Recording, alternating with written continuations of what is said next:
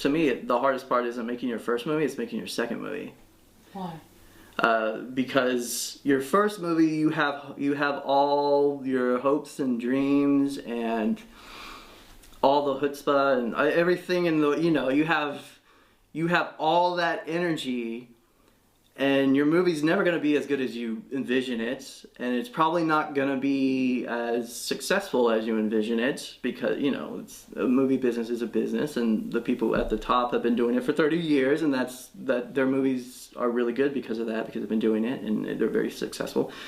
So you have all that coming down on you while you try to make a second movie. So instead of just having the fear of, is this any good or whatnot, and all those kind of fears for your second movie, you also have the, well, is it going to be more successful than the thing I just did?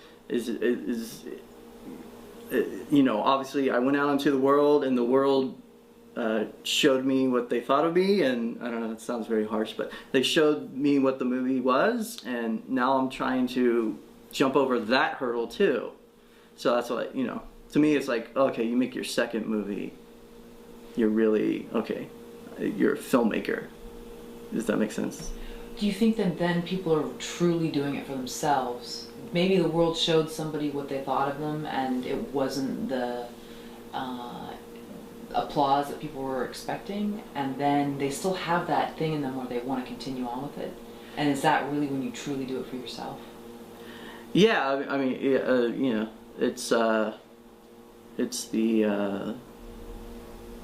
don't know how to say it. That's where I go, okay, you're a filmmaker.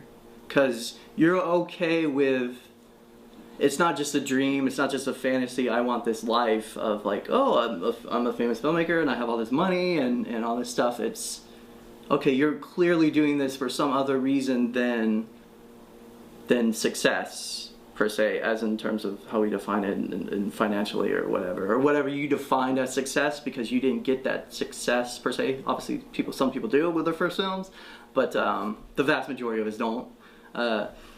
So that's, hopefully did that answer your question? Yeah, and do you think that then in turn that can make someone turn that corner to possibly getting closer to success than?